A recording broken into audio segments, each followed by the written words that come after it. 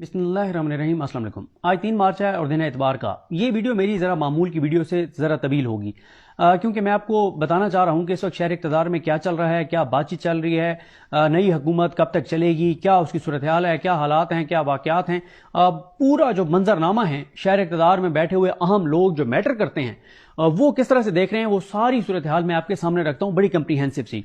देखें, पहली बात तो ये है कि 8 फरवरी से पहले जो बताया गया था वो ये बताया गया था कि इमरान खान और तहरीक इंसाफ को 35 सीटें दी जाएंगी। इमरान खान 1.5-2 साल जेल में रहेंगे। तहरीक इंसाफ का कोई फ्यूचर नहीं है। जो तहरीक इंसाफ के ऊपर टीवी चैनल्स के ऊपर पाबंदियां थी कि इमरान खान का नाम नहीं लिया जा सकता, इमरान खान की तस्वीर नहीं आ सकती, पीटीआई के सड़कों पर झंडा नहीं आ सकता, तहरीक इंसाफ के लिए कोई रियायत नहीं है, कोई गुंजाइश नहीं है, इनका कोई नाम लेवा नहीं होगा,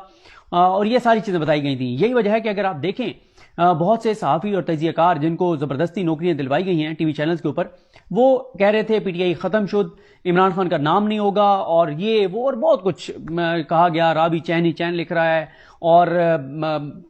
कई आपने देखा एनालिसिस हुए और सारी चीज़ें हुई, क्योंकि उनको बताया यही गया था कि 35 से ज़्यादा सीटें पीटीआई को नहीं दी जाएंगी। अच्छा, हम मुसलसल ये बात कहते रहे कि जनाब ग्राउंड के ऊपर हम जा रहे हैं, मुसलसल ये बात बताते रहे। मैंने मतलब कई लोगों से मुलाकात हुई, मैंने उन्हें बताया कि मैंने बहुत ट्रैवल ज़ाहिर मैं करता हूँ और मेरी जो रूटीन होती है, अक्सर जब मैं जाना होता है मियाँ वाली जाता हूँ, बखर जाता हूँ, लिया जाता हूँ, बहावलपुर और इस तरह से। और मैं ज़ाहिर उन दिनों में जब ये इलेक्शन से पहले मेलसी गया, विहाड़ी गया, ये इन सारे एरियाज़ में गया,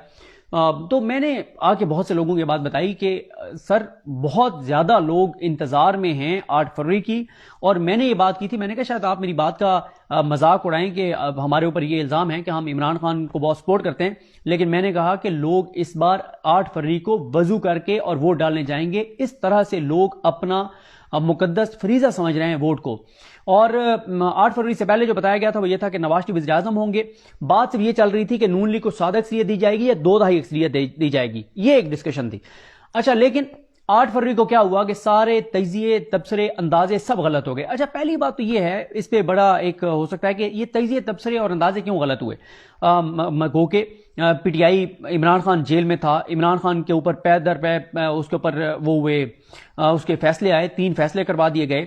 फिर इसी तरह से बल्ले का निशान वापस ले लिया गया, level playing field supreme court ने नहीं दी। इसी तरह से जो उनका कोई भी रहनुमा बाहर निकलता था उसको गिरफ्तार कर लिया जाता था, एक कैटेगरी की लीडरशिप नहीं थी। दोबारा से चले, मैं दोबारा बताता हूं आपको। ये देखा गया और सोचा गया कि एक तो इमरान खान जेल में है, फिर इमरान खान सजा याफ्ता है, इमरान खान इलेक्शन नहीं लड़ा, इमरान खान वज़ीर आज़म नहीं बन सकता, पीटीआई की एक कैटेगरी की लीडरशिप नहीं है, पीटीआई की कवरेज नहीं है, पीटीआई की वो नहीं है, कंपेन नहीं है, पीटीआई के जो बी और सी कैटेगरी के नए उम्मीदवार हैं, यंग उम्मीदवार हैं या वकील हैं, वो करोड़ों रुपए नहीं लगा सकते। फिर ये था कि इनके पोलिंग एजेंट नहीं बैठने दिए जाएंगे, इनके पोलिंग स्टेशन के बाहर जो है वो कैंप नहीं लगने दिए जाएंगे, निशान बल्ला नहीं होगा, लेवल प्लेइंग फील्ड नहीं होगी। जब बल्ला नहीं होगा, आजाद लोग होंगे, इनके मुख्तलिफ निशानात होंगे और उन निशानात पे जो है लोगों को मिलेगा नहीं, लोग कंफ्यूज होंगे और ये सारी चीज होगी। और आखिरी ये था जो जहन में ट्रंप कार्ड था, वो ये था कि जनाब उस दिन मोबाइल सर्विस बंद कर दी जाएगी तो सारी चीज तबाह और बर्बाद हो जाएगी।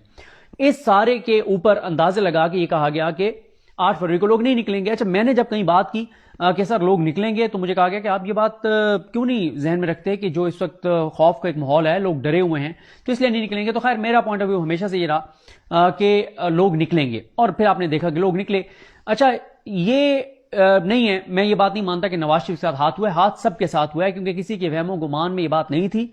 कि 8 फरवरी को इतना ज्यादा पीटीआई का वोटर निकल आएगा कि 8 फरवरी के इलेक्शन के लिए आज जो है वो 3 मार्च हो गई है, अभी तक बैलेट पेपर छापे जा रहे हैं, अभी तक फॉर्म 45 जो है वो चेंज किए जा रहे हैं, किसी को अंदाजा नहीं था। तो एक तो ये चीज गलत साबित हो गई। फिर आप ये देखें कि 2 चीजें नून लीग हमेशा कहती रही कि पीडीएम हुकूमत में हम इसलिए डिलीवर नहीं कर सके कि 12-13 हुकूमतों की जो है वो कोलिशन गवर्नमेंट थी, और जब कोलिशन गवर्नमेंट होती है तो आप डिलीवर नहीं कर सकते, इत्तेहादियों के साथ डिलीवर नहीं कर सकते जब तक आपके पास जो है वो सिंपल मेजोरिटी ना हो। तो इसलिए अब हमारे पास सादा अक्सरियत आ रही है तो हम डिलीवर करेंगे। दूसरा एक आ गया कि नून लीग के असल बंदे हैं नवाज शरीफ। शहबाज शरीफ तो बड़े नालायक हैं, बड़े ये हैं, बड़े वो हैं, इनके पास की बात नहीं है, इसने बर्बाद करवा दिया है, जलील करवा के रख दिया है। तो मियाँ साहब आएंगे, मियाँ जदों आएगा लग पता जाएगा और मियाँ साहब आके और कमाल कर देंगे। वो दोनों बातें भी अब गलत हो गई, ना सिंपल मेजोरिटी मिली, ना मियाँ साहब वज़ीर आज़म बने, बल्कि मियाँ नवाज शरीफ खुद अपनी सीटें हार गए اور نون لیگ کو 17 سیٹر پارٹی کو ٹوٹل 17 سیٹیں ملی، کوسٹل پارٹی کو، ہائی روف پارٹی، جو بھی آپ ان کو نام دے لیں، لیکن یہ اتنی ہی ہے کہ پوری ایک ہائی روف میں پوری پارٹی آ جائے۔ پھر اس کے بعد فارم 47 بنے اور فارم 47 کے اوپر ان کو جو ہے وہ مینڈیٹ دے دیا گیا۔ لیکن 8 فروری کے بعد کیا ہوا؟ 8 فروری کے بعد یہ ہوا کہ سب سے بڑا دھچکا تو یہ لگا کہ انٹرنیشنل میڈیا نے پاکستان کو ٹاپ اپنی ترجیح کے اوپر رکھ لیا، اور درجنوں انٹرنیشنل اداروں نے بہت سخت ایڈیٹوریلز اور بہت سخت خبریں لگائیں، اور پورے انٹرنیشنل میڈیا کے کسی ایک بھی ادارے نے یہ نہیں کہا کہ جناب نون لیگ جو ہے وہ جیتی ہے۔ اور پورے انٹرنیشنل میڈیا کا میں آپ کو کہہ رہا ہوں پورے انٹرنیشنل میڈیا کا کنسنسس ہے کہ عمران خان اور تحریک انصاف جیتی ہیں، کلین سویپ کیا ہے، اور ہمارے اداروں کے بارے میں بہت سخت چیزیں لکھی گئی ہیں، ہماری عدالتوں کے بارے میں بہت سخت چیزیں لکھی گئی ہیں، سپریم کورٹ کے بارے میں قاضی فائز عیسیٰ صاحب کے بارے میں لکھا گیا ہے کہ قاضی فائز عیسیٰ صاحب جو ایک لارجر پلان تھا دھاندلی کا، اس کا حصہ تھے، اور اسی لیے انہوں نے لیول پلینگ فیلڈ بھی نہیں دی، انہوں نے بیوروکریٹس کو بطور آرو بحال بھی کیا، اور ساتھ ہی انہوں نے بلے کا نشان بھی چھینا۔ یہ سارا ہو گیا۔ دنیا کے کئی ممالک کے جو اعلامیہ آئے اس میں کہا گیا کہ دھاندلی کے الزامات آ رہے ہیں، اور اس لیے پاکستان کو اپنے لیگل فریم ورک میں رہتے ہوئے اس کی تحقیقات کرنی چاہیے۔ اچھا، اس وقت ایک اور چیز جو بہت امپورٹنٹ ہے وہ امریکہ کا ہے۔ امریکہ کے جو بائیڈن انتظامیہ ہے اس کے اوپر بہت دباؤ ان کے سینیٹرز ڈال رہے ہیں، لیٹرز لکھ رہے ہیں، بہت سے لیگل ایسی وہاں پہ چیزیں کر رہے ہیں جس میں یہ ہے کہ پاکستان کی حکومت کو تسلیم نہ کیا جائے اور دھاندلی کے اوپر تحقیقات کا کہا جائے، اور جو یہ سینسرشپ یہاں پہ ہے، شخصی آزادیاں اور یہ سارے معاملات ہیں، اس پہ پاکستان کے اوپر پابندیاں لگانی چاہیے۔ جو بائیڈن انتظامیہ کے اوپر بہت زیادہ دباؤ ہے۔ پھر اسی طرح سے جو ایک اور چیز ہے وہ ہے جو اسی سال امریکہ میں جو الیکشن ہے، اور یہ بھی کہا جا رہا ہے کہ کہیں ایسا نہ ہو کہ ٹرمپ اپنی کسی یہ جو وہاں پہ مباحثے ہوتے ہیں تو اس میں جو اسپیچز ہوتی ہیں اس میں کہیں یہ نہ ذکر کر دے کہ جناب جو بائیڈن صاحب آپ کے دور میں دنیا کی 5ویں بڑی جمہوریت، آئی تھنک عیسیٰ نقوی صاحب شاید بتا رہے تھے کہ پاکستان رجسٹرڈ ووٹوں کے حوالے سے دنیا کی 5ویں بڑی جمہوریت ہے، تو اس کے اندر یہ کچھ ہوتا رہا تو آپ نے کیا کیا؟ تو اس کے لیے یہ ایک خدشہ ہے اور خطرہ ہے کہ جو بائیڈن انتظامیہ اس چیز کو مد نظر رکھتے ہوئے کہ ٹرمپ کسی تقریر میں اگر یہ بات کہے گا تو ہم نے اس کو کاؤنٹر کرنا ہے کہ جناب اگر وہاں پہ یہ ہوا تو ہم نے یہ کیا ہے، تو اس کے لیے ٹرمپ جو بائیڈن انتظامیہ وہ کچھ نہ کچھ کر سکتی ہے۔ تو اب آپ نے نا اس میں خود ذرا پوائنٹس الگ الگ کر لینے ہیں، گراؤنڈ ریالٹی کیا ہے اور خطرات کیا ہیں، اور اس لیے اینڈ پہ میں کنکلوژن دوں گا آپ کو کہ شہر اقتدار میں جو باتیں چل رہی ہیں وہ اس حکومت کا کیا ہے کہ کتنے عرصے تک چلے گی۔ اچھا، اب اس میں یہ تھا کہ یعنی ایک انٹرنیشنل میڈیا کا دباؤ بالکل اندازہ نہیں تھا،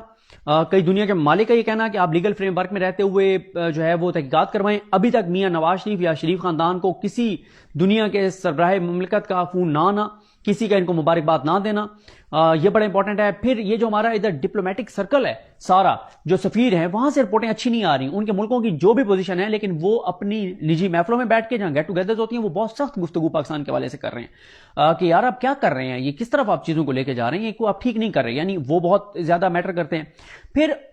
اس ساری صورتحال میں جو ایک اور پھر یہ تھا کہ کیونکہ پی ٹی آئی کے لوگ آزاد ہوں گے اور یہ آزاد جیت کے آئیں گے تو بڑا آسان ہوگا ان کو اٹھانا، ان کو ڈرانا، ان کو دھمکانا، ان کو مطلب جس طرح سے بھی، چاہے ان کو کوئی فائل دکھا کے، کوئی ویڈیو ان کی دکھا کے، ان کو کوئی ان کے بچوں کی کوئی کمزوری دکھا کے، ان کے جو بھائی ہیں بہنیں ہیں، ان کے کوئی مطلب داماد ہیں، کوئی اس طرح کسی کی بھی کوئی چیز دکھا کے اور ان کو نون لیگ میں شامل کروا دیا جائے گا۔ وہ بھی نہیں ہو سکا۔ ٹوٹل